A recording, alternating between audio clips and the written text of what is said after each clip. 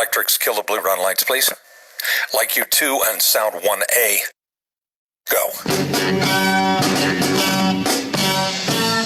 Hello, everybody, and welcome to Hang and Focus Live. I'm your host, Sean Daniel. Thank you all so much for joining us. We have a thrilling and perhaps ill-advised episode ahead for us, so we can't wait to get into this. Let me go ahead and bring out my co-host, as always, Carley Elizabeth Preston, to the stage. Hello there, how are you? Hi, good, how are you? So I just want to be clear before we get into this evening. The most guests we've ever had at the same time is you and I and two other people, is that correct? I think maybe 3. I think we had 3, but definitely not, what are we, 18? So yeah. It's going to be a wild ride. So let's, I guess before we get just too far into it, let's just set up what today is, right? Yes. So just this past week, Arizona Theater Company and the state of Arizona did the 24-hour plays, right? Yes. 24-hour plays is an organization out of New York that, of course, like its name, creates art, very quickly. Yeah. And they've really been at the front of pivoting in terms of becoming digital, and a real light, I feel like, in this last 14 weeks for them to be able to do it. Yeah. They've never done a state before. They've never done a region before, right? So this was their first time in terms of doing it. And so what we did is I had approached Mark and said, what about doing the whole state of Arizona? Luckily, Mark Armstrong, their artistic director, is an Arizona State University graduate, right? As all the good ones are, or half the good ones are. I'm going to say, watch it now. I know, and the other half are from UA. That's right. That's right. So, and he said, sure, let's do it. So we reached out to a bunch of different theater companies and said, who would you recommend as a writer and an actor, right? So everybody that was involved in the 24 hours is recommended by a local theater across the state in terms of putting it together. So let me just ask you before we get into it, because you were one of the actors. I was, yes. What was your experience going through it? Woo! It was crazy. I got my monologue at 8 a.m. and rushed to get costumes together and then, try and memorize lines, and then started filming, and then we ran into technical difficulties where the footage did not want to get onto the computer, and it was hectic and insane and amazing and thrilling, and oh my god, I miss performing, and it was so much fun. And then I got to watch these amazing pieces come together. I loved it. I'd do it again in a heartbeat. Yeah, I have to say, for the reason I really wanted to do it is Veronica and I had been part of a month or two before doing it. Yeah. And at the end of the day, we were like, oh my God, we got to be artists again. And we didn't realize how much that was missing in terms of our lives. And even just 24 hours of being an artist reminded us of, why we were doing all of this fighting on a daily basis to make sure that culture stays in our country. Yeah, absolutely. Yeah. And so, I loved that Tuesday night where I got to sit there and watch everybody's video and just be reminded over and over again of all the talent in our state and all the people that got to be artists for at least 24 hours. That's right. Yeah. And that's a perfect segue. I think we should just bring them in, right? All right. So let's go ahead and bring out, these are all the participants who were available today to be a part of our conversation. So welcome to the room. Yay. As you can see, it was a very small project to be able to do. Yeah. So as they come in, I'm gonna run through you in the order that you're on my screen, which means nothing to anyone else. And then just give a little wave and then we'll kind of get into it. I do, though, want to give a special shout out before we begin to China Young, who is somewhere on the screen. So China is normally our stage manager. She is also one of the actresses in this, and she's one of the producers of the show.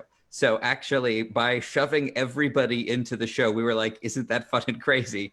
It's that way for everyone except for China, who suddenly has to do 4 different jobs and pretend to be casual and an actress at the same time. So everybody give a little extra love to China for making all of that happen. Yeah. She's used to it. She's used to all those hats. I know. Yeah, to be able to do it.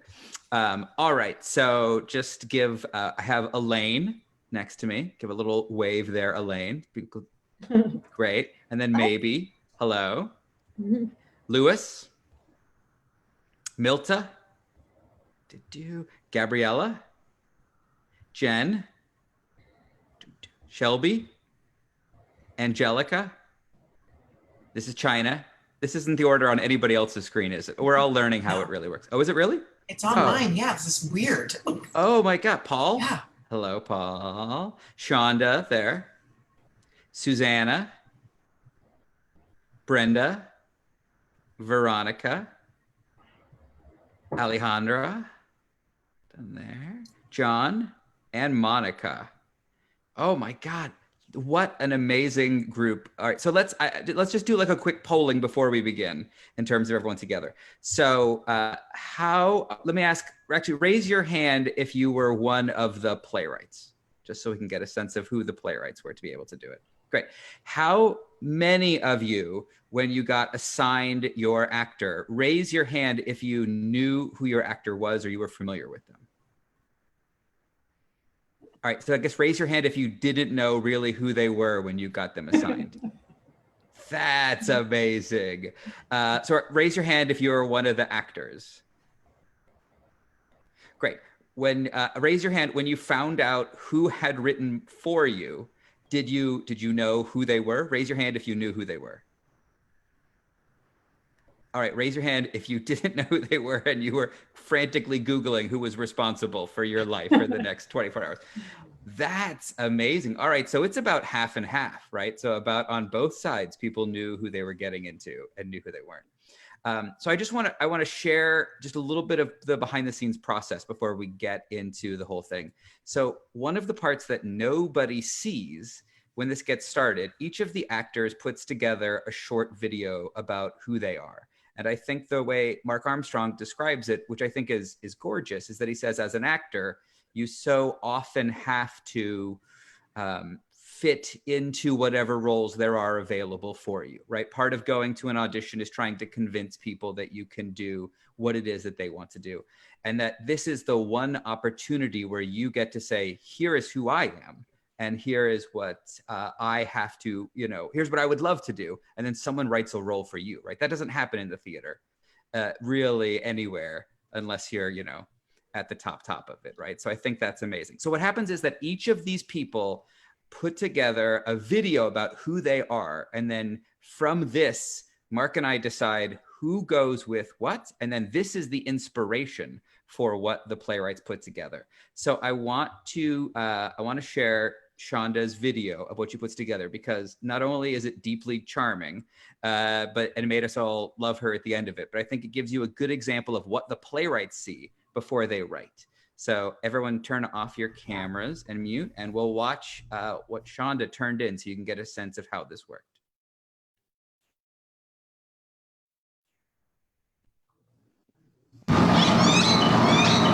Hey, I'm Shonda Royall, and I am excited to be a part of 24-Hour Plays this year. So come on in, let's get to know each other. And welcome into my humble abode. I, once again, just can't express how excited and honored I am to be taking part in 24-Hour Plays. I'm Shonda Royall. I am originally from Chicago, and then I moved over here to Arizona, where I've been getting my fill of art. So when it comes to the areas that I'm able to film in, I can film in my living room, which I'm sitting in right now. I have a huge kitchen that is only used for cooking, but can definitely make it into a location to film in. I also have my beautiful patio. My patio, my front porch area is just beautiful. When it comes to costumes, I have this cool t-shirt. That's a Wonder Woman t-shirt that I used to wear on Halloween. I also have some really dope, huge bags. It's a bowling bag you see right now, and a cute little other purse. And then I also have these really cool boxing gloves. When it comes to props, I have a really comfortable, dope futon couch. Another prop that I have is my actual makeshift office. I literally have a desk, a chair, computer. I also have this really cool mesh chair that I got from a thrift store. Some of my special skills that I have include dancing. I can sing. I want us to be together. Can't think of nobody else now. I'm totally digging you. So what you gonna do? People tell me I sound like, they haven't told me that I sound like anything as of yet. So I think one of the things that I've always wanted to do in a performance that I've never gotten the chance to do thus far, right, is rap. I've always wanted to rap. All right, that's it for me, Shonda Royall. Once again, I am so excited to be a part of the 24-hour plays, and I can't wait to get down. Get down. Get down. All right, bye, y'all. Y'all done with me. Y'all so done with me. Bye. I couldn't. I really couldn't love that more. Yeah. Amazing. Woo. Okay, So- that Shonda, that cute little purse. I mean, how much you want for it? Because that thing was adorable. So we're in hard times, so 10. Let's $10? talk. Okay. um, Oh my God, that video was fantastic. That put my video to shame. well, you know, it's amazing, right? And this is probably a good time to put this out. So all of these videos are online, right? And they're online through tomorrow, right? So through the end of Saturday, right? So you have another kind of 30 hours to watch it. So it's actually amazing now for everyone that's watched that video to then now go watch Shonda's video and see, you know, like what made it in and what didn't, right? Sadly, she does not rap. But that Wonder Woman outfit and the boxing gloves and so much of it is right there. So, you know, I guess for the playwrights in the room, I would be curious if you could just say a little bit about like what inspired you to work on or to write what you wrote for your playwrights. You know, since now that we've kind of seen a little bit of like, oh, that process, I would just love to hear from the playwrights. Like, let us know who you wrote for and then what inspired you in those videos that helped to shape what your show was. Who wants to go first? I'll go first. Great. Oh, Oh. or not. No, go for it, Milta. Yeah. Okay.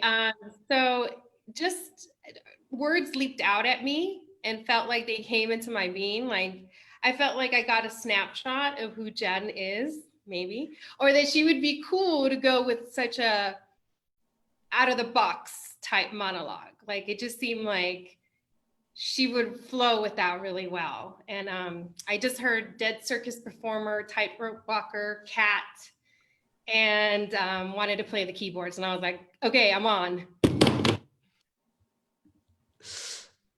Amazing. And Jen, were you surprised when you got your, when you saw your script, the things that made it from your video to her and back to you? Yes, but in the way that I was like, how did she choose like the coolest stuff and somehow make it all go together in such an interesting way? Like she was like spot on. I read it and I was like, oh my gosh, I'm so excited to say these things. Excellent. So John, you had your hand raised also. What inspired you from watching the video and who did you write for? I wrote for Seth Tucker, who always inspires me. He's such a brilliant performer. There was two things that really got my brain turning. The first was that his prop was his dog, Mila. And the second was that he wanted to do something that was serio-comic. He said that he does a lot of comedy, but he wanted to do something that would have moments that would take his breath away and become very serious. And that really inspired me to keep things light and silly, but to find moments where I could. It was a good challenge. To make things a little bit more serious and heavy. But so you knew him before though, right? So you had a sense of like what his skills were? I've seen him perform once in a cabaret called Naughty and Nice. And he was pretty naughty during the cabaret. It was Phoenix Black Box at Phoenix Theatre Company. And it was, so that's all I knew about Seth was from that performance. Excellent. Let me ask maybe, what did you see in China's video that made you think like, oh, I know how this piece is supposed to go, especially because the piece is so dramatic, right? So it feels like, where did that passion come from? Yeah, I mean, I had been having a pretty dramatic day myself.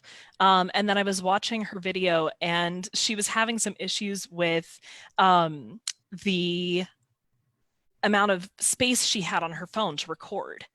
So it kept jumping around, and like every second she was trying to fill to the end of it with whatever she could before it cut out again. And just that haste and that speed was like, this is a person who's never slowing down or letting any silence in. And that's really what struck me. So let me ask you, China, what does it feel like to hear somebody watch your videotape and so deeply understand where you are at that moment and turn it into a piece of theater? That's what makes them a writer and me an actor.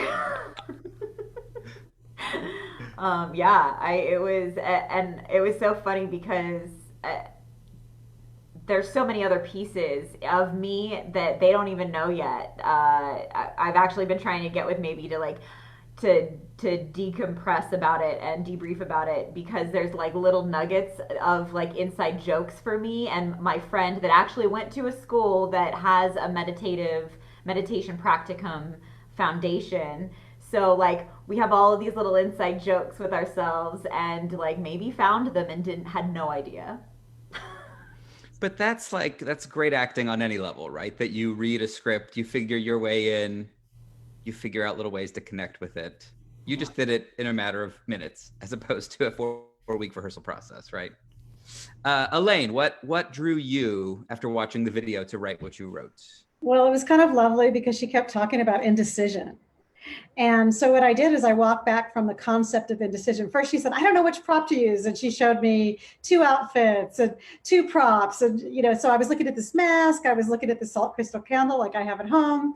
I was looking at these 2 outfits. And so I just walked my way back and said, what if she had to make a really big decision? What might that be? And that's how I found the play, that she was trying to decide whether or not she should interview for ICE to work on the border with children. And so it really was, I really looked for the action in that video, and I found my story. So it was pretty exciting for me. That's great. Who did you write for?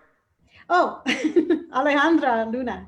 And she also said I'm bilingual, so of course that was great. And so we were able to think about a couple Spanish words thrown in, and that was lovely too, just to have that collaboration.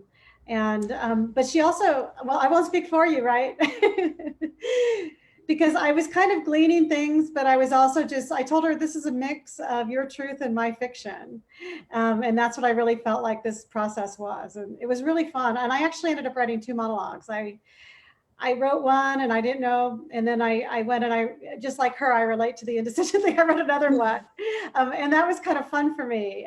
Now I have like another monologue that's been inspired by Alejandra. And you sent both monologues to her for her to choose which one she wanted to do?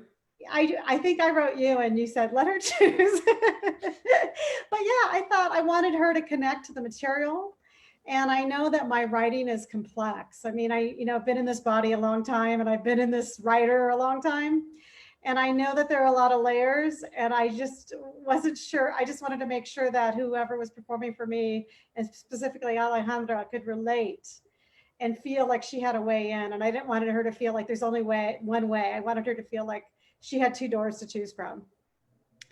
So then let's go to the actor end of that. What happens when you get 2 everybody else gets you 1 monologue in the morning, you get 2, you have to choose and learn one, right? And you get it at like 8 in the morning and it's due by like 3 in the afternoon, right? So we say 24 hours is not a lot of time, but actually for the actors, right, it's like 7 hours, right? It's like 7 hours from getting the email to sending off the finished thing, right? So it's go.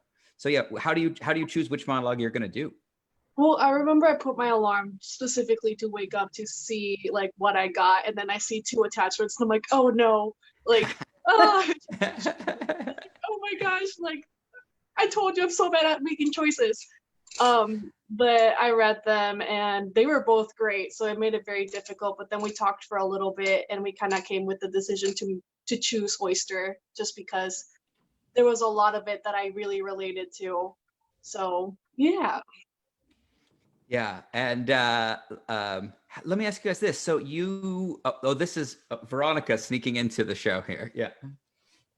So let me ask you, so it's, of all of them, I feel like you're tackling some real, political of the moment conversations. Did you guys have a back and forth once you got the script and you said like, how do we want to handle this? Or Elaine, did you just leave it up to her to find her way through that? Like how, the comedy is one thing to interpret, right? But feeling like something so personal of the moment. Well, we did talk through it a little bit, but Alejandra, I asked you, I told her I was hers for the whole day. Mm-hmm. And what did you tell me? I don't remember. I just kind of, that I needed to like, wanted to go for it. Yeah, I did say that. I was like, I need to go for it. Yeah, she was just like looking at all that text, I think, and feeling like I have to learn this. So we talked through what we had, but we didn't do like all day long talking through. Amazing. All right, I'm going to hand this over to Veronica.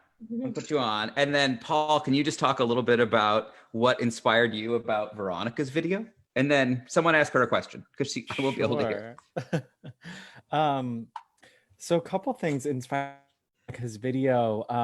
I felt, and some of the other writers have spoken to this, but I felt like I really got her essence from the video, that I was kind of getting this vibe from her that she seemed like such a game person, so down for anything. My partner had actually seen her in a show many years ago, so I knew that she was a great actor, which made me feel really excited and at ease. And then I really wanted to speak to the medium too. I think I was inspired also by the limitations of this moment, right? We knew that these actors had to film on their phones or on their computers. So I wanted to write a monologue that reflected that, which is why Veronica's character was on FaceTime, because I think that right now we're all living online and digitally. And I think it's really important to speak to kind of the alienation that can come from that, or the feelings of loneliness, but also the wonderful friendships that are prevailing in this moment. Veronica, did you and Paul like work together? And what was your initial reaction when you got the monologue? Paul and I had not met until after so I got the monologue and I read it and I was like, yes, I love it. This is going to be great. I know exactly how I want to do this. I know exactly what I want to do with it. I jammed with it immediately. And then after I filmed it and sent it in, I Facebooked Paul and private messaged him because we weren't friends yet, and said like, hey, I just turned it in. I want to tell you it was awesome. I loved it. Thank you so much. I hope I did you proud. I hope you like it, because like you always want the playwright to be happy, right? Yeah. Like the worst thing in the world is to do something and have the playwright be like, well, that's not what I intended for it to be. Well, that's not.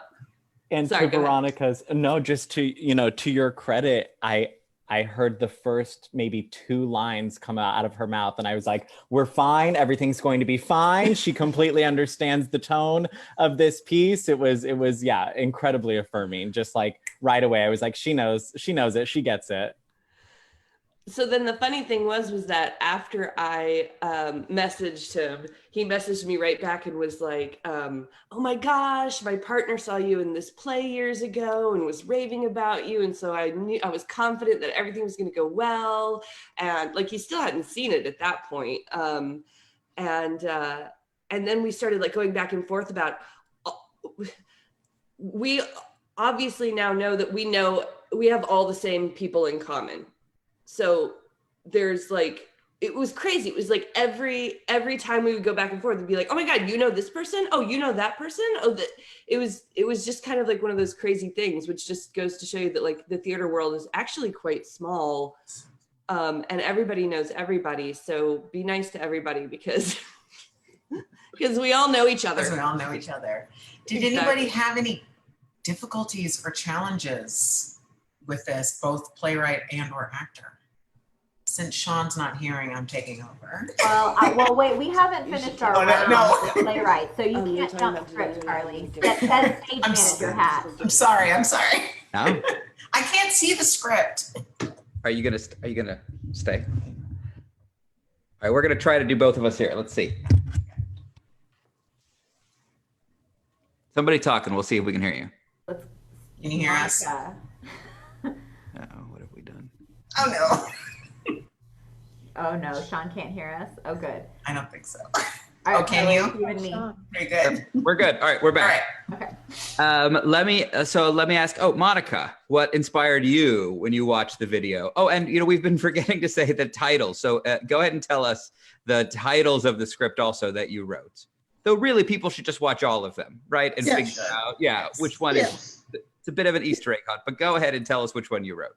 Sure. I wrote Juice, and I worked with the fabulous Brenda Foley, whom I knew from the Bridge Initiative because she did one of my plays a couple of years ago. And when I saw her video, she had a cape and a cell phone, and she said she wanted to be a villain. And I thought, I don't write superheroes, and I don't write villains, and I'll give you the best I can do. There was no juice box there. The juice box was in my head, but I knew she was a mom, and I had been a mom many years ago. And I have a lot of love in my heart for any parent going through this time with a kid at home. Yeah, and so then Brenda, what was your reaction in getting the script? Oh my God. Well, so as Monica said, we knew each other. I knew of her writing. And so when I saw that it was her name as the byline, I was like, I'm in great hands. Of course, I'm sure that everybody's in great hands, clearly. But I was like, this is exciting. And then I read it and it made me laugh. And I was like, this is awesome. I love it. I can totally see it. I can hear it. I can hear the rhythms of it. It's so good. And so then I just kind of I recorded it. I walked around all day listening to it, and I got all cocky and I was like, this is going to be fine. And then then I went to record it and it was like, oh my gosh, Robin has a voice lesson. And I felt I just got to get this down. And it felt like I was living in, and at one point I was trying to memorize it. And my husband came in and he was like, you know what? And I was like, and in the energy of the monologue, I started screaming at him. So I kind of had a day with it, but it was, I was like, Monica, how did she knew me as a producer, but she kind of nailed me anyway, which was just kind of both extremely satisfying and also just how did she do that? Amazing. Shelby, tell us your piece you wrote, who you wrote for, and then what inspired you about watching their video. Sure. So my piece had a co-writer. My partner Brian and I co-wrote our piece. It was called Green Thumb in Isolation, Seeking Someone to Grow With. And our lovely actress Jasmine showed us many, many plants in her apartment throughout her introductory video. And it was hard to not have that stick in our brains. And so I think Brian just immediately was like, we have to use the plants. Can she be in a jungle? What can we do with all the plants? And then the thing that I clung to, because of my personal background, was that she dances point. And so I was like, we have to have her dance for a plant somehow. So those were the two things that we were like, we got to make this happen. And we also had a day. And so we decided we needed to write something comedic to just help us lift out of the funk of quarantine with a toddler. And we were taking turns with our 2-year-old, and that is why she had sort of these different characters in the plants, because we were taking turns writing for the different plant personalities. So we were kind of taking turns playing with Rory, passing her around, but Jasmine rocked it. It was so much fun to watch it come to life. She was awesome. Yeah, I tried to guess what people were writing because I had seen her video talking about plants, and then you posted some hinting Instagram photo of plants, and I was like, oh, they're going plant lady. Oh, that's where it's going to be able to do it. I will say, but that's the amazing thing about this process, right? Is that we, at least on our end, we assign writers, and then the next thing we know, they're being broadcast. So there's a whole level that goes on, of choices that are made, usually when you do a production, right? There's along the way, everyone checks in and sees where they are. And here, no, we all learn what we've made at the same time it goes together. You might all have written about the exact same thing, right? So it's also amazing just to see what are the things that people are writing about that could be, that are different or similar from each other. Angelica, who did you write for? What inspired you, and what was the name of your piece? The name of my piece was Say Goodbye to Jemmy Jamrod, and I wrote it for Damon Bowling. And I know Damon well enough to know that he and I share a birthday. So that was the inspiration for a birthday party. I also have a friend who just turned 50 in quarantine. So it was also inspired and dedicated to my friend John Cry. But Damon started off at his pool. So when I saw his pool, I knew right away I wanted him to jump into the pool. So that had to happen. He also is remodeling his kitchen, and so am I. So remodeling during quarantine is not fun. It's awful. So that had to get in there too. But I really wanted to capture the huge changes and the huge shifts that we've all had to make in our expectations of how life should work. So that was my inspiration with Damon, and his video was so much fun. He introduced me to his dogs. So of course his dogs needed to be in there. And the Hawaiian shirt, the idea of wearing a Hawaiian shirt and a lei all by yourself in your house is just kind of sad. And that had to be in there too. So those were my inspirations. You know, so it's interesting. Both you and Chris Penna wrote about people having birthdays in quarantine, right? That felt like that was something to be clocked, or just what is that loss, right? In terms of how do you celebrate in these moments? Yeah, absolutely. It's really hard, because you basically are having a party with whatever your device is. You wait all day for people to text you and say, hey, happy birthday, or have a phone call. And what happens when everybody's waiting for the Zoom meeting? No one is reaching out because everybody's waiting for 4 o'clock. We're all going to talk at 4 o'clock. So what do you do with your whole day? Yeah, amazing. Susanna, what was the name of your piece? Who did you write for, and what inspired you? Yes. The name of my piece was El Encuentro, and I wrote for Veronica Conran. And what inspired me? Like as others were saying, I also feel like I got the essence of Veronica. Like when I saw her video, I mean, I don't know, I just got an essence. I don't know if it's hers, but I just really picked up on just like a light, like a light and a brightness and life. And so I don't know, I was just really called to the sun, and then to the garden that she was talking about, with a lot of green in the garden, she said. And yeah, so there were just like some words that I clung to, and then the costume that she said she had, and like the corn, and yeah, so I just started jotting down words and just sort of free associating it, and it was mainly just like this really bright quality of her that just made me think of just writing this. And also I've been thinking, like as others were saying, also in these times of turbulence and uncertainty and stuff, I've been thinking a lot about our ancestors and how like we might be suffering right now, or just in despair, or just really uncertain, and just thinking about what our ancestors can tell us, so that those are the ideas that I had. And I'm a poet first, and then a playwright, so I was very poetic, and I don't know. I just think that she did a beautiful, beautiful job, and I wish I had more time to work on it. So, but yes, it was a crazy process, and a bunch of crazy stuff happened at my house as well that night. So I was like, oh my God. But yes, but it was beautiful, beautiful. Thank you so much, Veronica.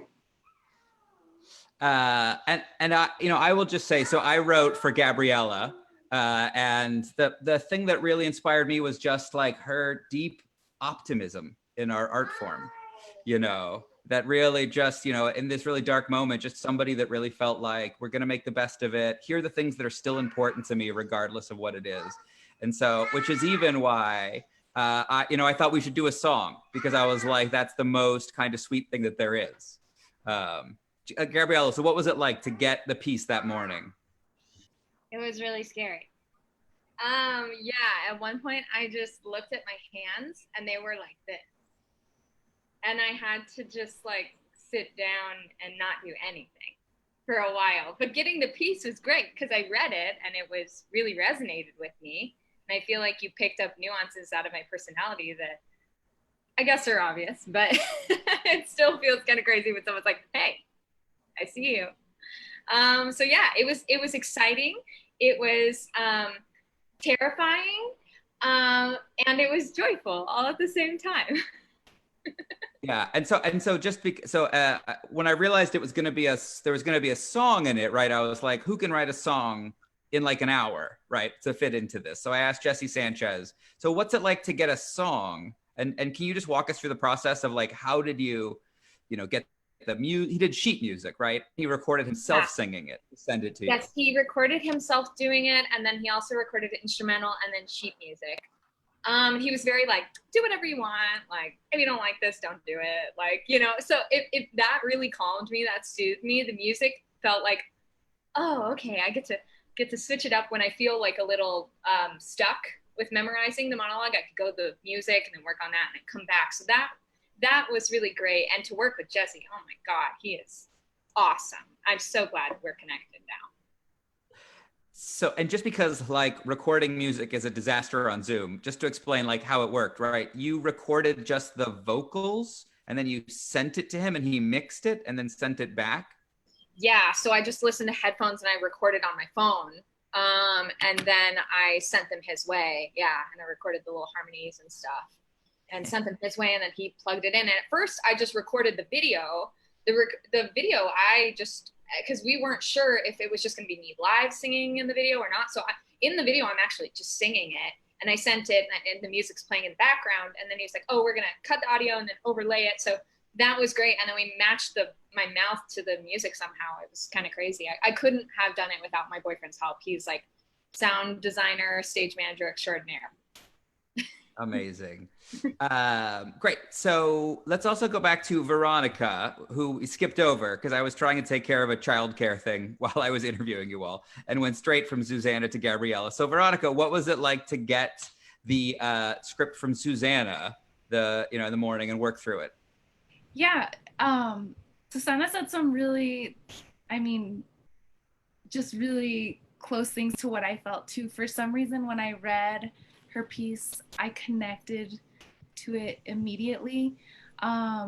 There's a lot of culturally relevant material in there that feels very Southwestern and close to, the ancestral thing felt like it was just like something I probably would have written myself too. And I was like, this lady kind of channeled me. And so even though it was a lot of material to get, and it was really intimidating to kind of do it justice, I really wanted to get that out there and put it out there the way it should be seen in a very short amount of time. Somehow everything that was written, I really connected to very easily. So I felt super lucky to be paired up with an artist like her, and just to tell this really cool, weird story about this lady that's in the in-between and can see what's happening with her future generation, and also telling them, kind of like to wake up and make changes for themselves, and that it's always been a possibility. So that intertwined with nature and culture, it was just a really beautiful piece that I was so happy to work with. So kind of amazing, right, that so many of you feel like the playwright knew you on some deep level or wrote for you, even though we know from the beginning that's like half the time, to be able to do it. So we also have some actors that are here, right, that your playwrights aren't here. So I'm also just curious, what is, that process to be able to do? Shonda, let's talk a little bit about we've seen your video. We knew everything you wanted. When you got the script in the morning, were you happy with the amount of things that were in there, or surprised, or? I'm gonna be honest with you, Sean. When I opened up my email, I was expecting maybe max 2 pages, but seeing the 6, I was like, I can't breathe. And then from there, I started questioning if I really had talent. And that's like the reality of what, and I'm being honest, like that happens, it's normal. But I think when you go into something so excited and like kind of with an overly ambitious attitude, and then you get the reality of what it is, you're like, man, this is why I keep coming back to art. This is why I keep coming back to performance, because it's this type of challenge that it makes you feel alive. And going back to what she was saying before in terms of the handshaking and you feeling sweaty, and you just, like, it's just embodying like the reality of what's before you and the challenge that you're about to walk into. So that was like 3 hours of that, of like reading the script, memorizing it, being nervous about it, and then settling on the fact that, man, like, I'm accepting this challenge. So that was the 3 hours. And then after I settled into memorizing the lines, even when I hit record on the camera, it still happened. Like, can I do this? Because it just kind of felt like I kept forgetting stuff. So always having to go back and re-record, and, you know, just the constant battle between myself was just like all morning, all afternoon, until I just settled into the confidence and just went forward. So it was a crazy experience. Well, and just to be clear, I think most Americans, their greatest fear or their nightmare is standing in front of an audience and not knowing what they're supposed to say. Like, that's always regarded as everybody's greatest fear. And essentially, you all did that for this, right? That, like, you know, it's recorded, so you could do it again and again, but you had to. Like, we all don't have tons of editing equipment. The vast majority of them were one-take videos that we sent on, right? That's pretty close to theater in terms of being able to do it. Yeah. Yeah, I would imagine for the writers, there's probably a moment of like, you're super excited and then you get who you're writing for, and then you realize, you know, who you're going to write for, which is amazing about our profession, right? Like, no other profession, drivers don't like look at a wheel and forget how to drive. Right. You know what I mean? But somehow, like, as writers, you like look at a blank page and you're like, I have no idea how to write. I don't know how to do this. You know, today is the day I'm found out as a fraud. I made it this far, you know, decades worth, but today the lie ends, right? And being able to do it. Yeah. That is exactly it. Let me ask Lewis. Lewis, so your playwright isn't here, but you had a real heavy lift as an actor to be able to do. I mean, and a gorgeous piece, right? But walk us through the process of what it is to read that first thing in the morning and then work on it for the day. Right. Well, I guess I have nobody to blame but myself, because in my introductory video, I thought, you know, one of the coolest things an actor gets to do is have like a glorious death scene on stage. And so that's what I said. And then at 8 o'clock in the morning, I get this different lens, I guess, of a glorious death scene. And I thought to myself, okay, wow, this is heavy. Also, why did I agree to do this on a day where I have to work? That was dumb. So that, I guess that was the trick for me, was being able to do that on my lunch break and sort of tether the idea of a man who was, you know, running out of time because he was dying. But I was literally running out of time because I was running out of lunch break. But yeah, it was just a gorgeous piece of writing. Again, I think I'm echoing a lot of what has been said already, but, you know, for someone who watched kind of a shitty 2-minute introductory video of myself, I thought he gave me something tonally that was in my wheelhouse. And yeah, it was just a gorgeous piece of writing. Can I just confirm what you said? You filmed that on your lunch break at Correct. work? I did 3 takes and I picked the shortest one.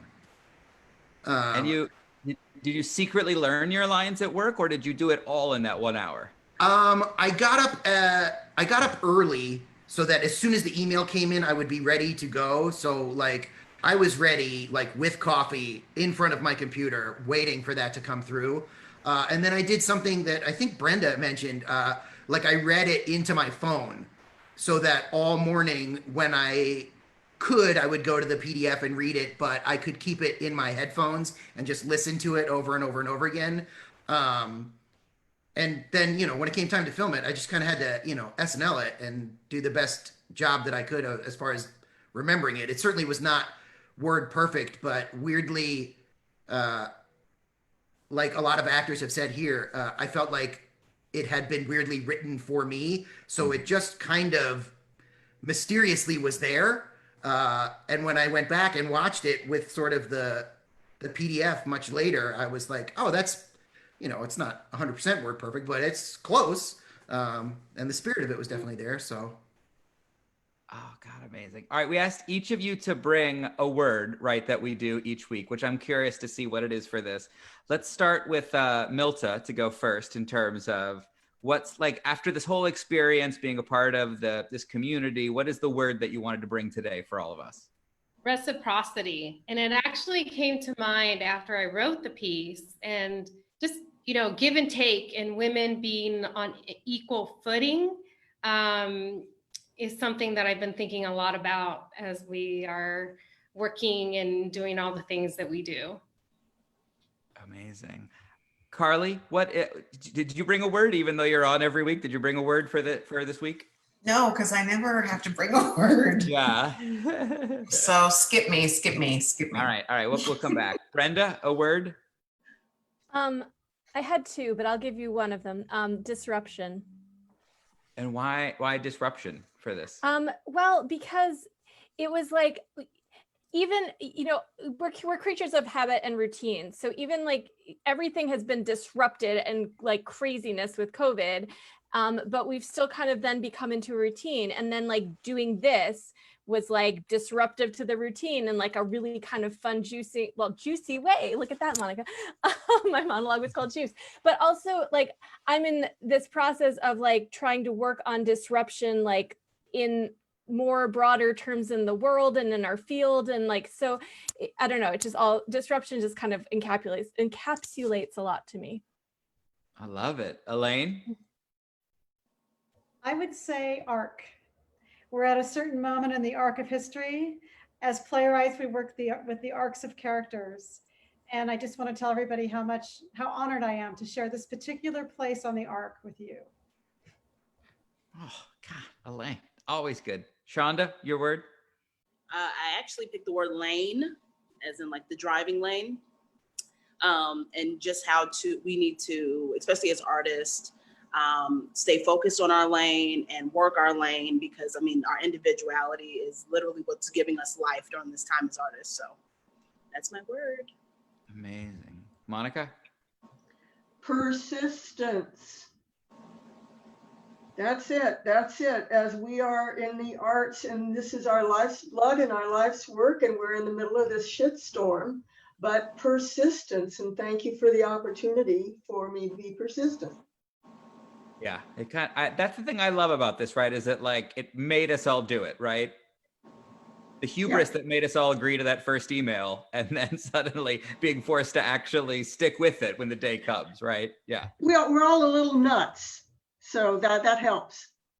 True. China, your word? I used this word already this week, but kismet, because of how well Maybe's writing and myself blended. And I think it's obvious that everybody, I don't think there was any writer or actor that was paired incorrectly. And after seeing them all, it was like, well, that was too perfect. So kismet is my word. Right. Maybe? Stillness has been my word. I actually wrote 2 monologues as well. And it wasn't until it was like 11 o'clock on the night of that I finished the first one. And then I sat in stillness for a second and I was like, every decision I made on this is wrong. And I had to take a hard look at it. And then stillness became like the point I moved forward from in the piece as well. I'm just loving the like vulnerability that everyone is sharing in terms of their process, right? In terms of putting it together, because there's something about doing it in 24 hours that voice gets really loud, right? And in some ways you get, I don't know, you're kind of forced to get past it, right? Because you have no choice but to move past it, you know? Shelby? My word is balance. I think you mentioned it before the first time you did this. it was like remembering how important it is to have art as a part of our life. I think that it's really easy to feel off kilter right now with everything that's going on, and just reinfusing yourself with some creativity, whether it's writing or performing, it kind of helps to rebalance how we're feeling and how we're navigating current times, I think. Definitely. Lewis? My word is undergo. Yeah, I guess it's a synonym for the word feel, which I feel like we all felt different things, probably many different things through the 24 hours, but it was an experience to undergo. And I also would hope that whoever outside of the state of Arizona, like who doesn't know us, underwent some recognition of how awesome Arizona is and how much talent lives here. Yeah, I mean, I feel like that's the real winner of all this, right? Is that Arizona is suddenly, first of all, the fact just that they chose us to go first, right? Like, also, like, now they're a bit screwed. Now they're gonna have to do every state. Like, you know, they got asked by, you know, Massachusetts and California. Like, suddenly everybody's on it, right? So, like, sorry, 24-hour plays that you're now set for the next 49 weeks. But, you know, but I think, like, for us to be able to go first and for them people to see the talent that's here is huge. All right, Jen, your word? Wasn't ready to unmute. My word is listen. It's my mantra as a performer. And in the case of this project specifically, since there wasn't another person, the person I had to listen to was myself, which was a challenge. And I think also we're at a place in the world where we're learning what happens when you don't listen to each other and just how important that is. So that's my word of the week. Wow, yeah. Gabriella? My word is mercurial. So I think it's just kind of amazing what happens when you allow like sudden shifts and changes. So yeah, be mercurial. Cool things might happen. Veronica with a C. My word that I chose is growth. Susanna wrote about green things and growing things and being alive, and also our entire planet is in this huge period of growth and change, and this project was also pushed so many boundaries for me and was really scary, and I just feel like I grew so much in the past 48 hours doing this. So growth. I love it. Paul? Mine is trust. I think that projects like this really force us to trust ourselves as artists. As Shonda was saying, there can be a lot of imposter syndrome, but my mantra to myself in my writing always, but especially with this project, was first thought, best thought. Like, let's just make some decisions and put them on the page, or else I'll have nothing. And so, yeah, trusting ourselves and then trusting each other. Angelica? My word is a word that I've actually been thinking about a lot over the past several months. It's fallow. At the beginning of the pandemic, I put a lot of pressure on myself. There were things that I wanted to write and I wanted to finish and I wanted to do all this stuff. And I actually found that I needed rest. You know, I needed to rest my creative ground and let it become fertile again. So this project sort of taught me joy in the process, to sit down and to write something that I had to have finished in a certain amount of time, and to know that even in rest, we can find creativity and we can find freshness and life and love. And I think that's really important. Yeah. Yeah, gorgeous. John? My word that when I was asked this question, persistence was the first thing that came to mind. So I'm gonna stick with it. I'm joining with Monica. I think one of the cool things about this process for me was, it was the first time that I had to finish something right away for something. And I haven't had to do that. And that feeling of knowing that I was going to create something and it was going to be with other people, that I was part of a community, and it was going to happen the next day, I suddenly felt so full of life and energy to create. And I haven't been writing nearly as much as I normally have. So it was just so wonderful. That evening of challenge and of second guessing was awesome, to just stick with it and to be just, it was so much happiness for me. So that persistence of knowing that I need to keep doing that for myself. And I don't know how the rest of the writers are doing, but it's been very challenging for me to persist through my art during the pandemic. Amazing. Susanna? Yes. I think my word is abandon. Like giving yourself over to that moment despite the fear of like not knowing if you're going to be able to do it or something. So like you were saying, the email where I said yes I would do it, I was like, oh, that's like a contract. Yeah, just abandon and just trusting that someone or something is going to be holding you up. And like just for me thinking about what I wrote and just like ancestors are holding us up. And because I just felt like I was given like the perfect actor for I don't know, just for what came up with both of us, you know, with the pairing. So it was really great. Amazing. Alejandra? Yeah, my word is purpose, just because I feel like right now things are so wild that the art that we make, like it's important to do it with purpose and be purposeful about it. So it was really special when I got Elaine's monologue, and it was fun and it was very lighthearted, but then as you kept going, you realized there was much more purpose to that monologue than meet the eye at first. So, yeah. Love it. And last, but definitely not least, Carley Elizabeth Preston, tell us now your word and just a little bit about your process of doing it. We started off with you. Let's end with you. All right. I had Esther Almazan, who I knew and is fabulous. And when I got my monologue at 8 a.m., I read it and I was so excited and cried at the same time.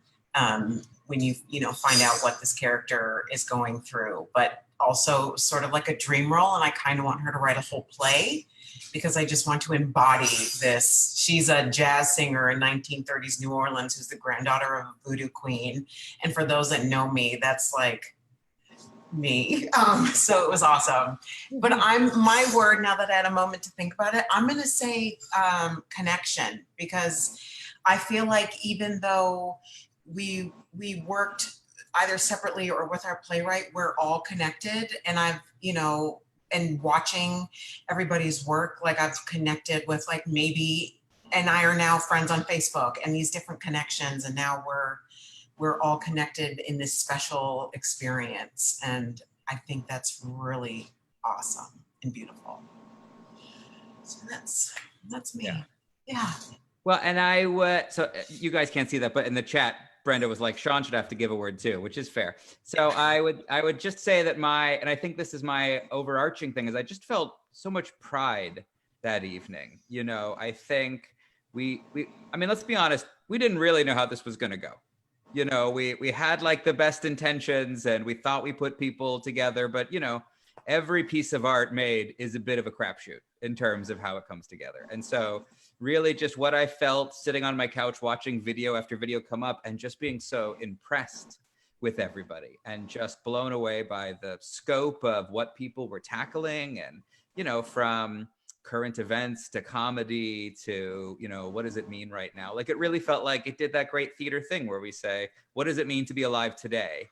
And here are 14 different takes on the answer to that question, right? For people to be able to do it. So I guess I just felt pride, and I just was so excited for the rest of the world to get to see all the talent that's in Arizona based on that day. So that was the thing that I was left with from being able to do it. So I want to thank all of you for doing it. I want to thank all of you for putting yourself through it. I want to thank you all for learning how to be video editors and upload things and Google Forms and all the things that, you know, we didn't know we were going to have to do, but you did. You all did an amazing job. So thank you all for that. Anything else, Carley, before we go? No, I think that's it. Anything else? China. Really running? As a stage manager, I just want to note that Seth Tucker has been watching. He was going to join us, but was unable to, and his word is reinvigorate. Reinvigorated. Fabulous. Thank you, Seth. Thank you all. If you're watching, I would say please go to our website to be able to check out all the things that we have coming up. We have classes happening this week you can sign up for, and you can learn about the other things that go on at Arizona Theater Company. So thank you to everyone that's watching. Thank you to everyone that participated, and thank you to everybody in Arizona for being such a fantastic arts community. This is go watch these monologues. Until tomorrow. You have like 30 hours. Go watch them right now. All right. Thank you all. Thank you. Bye.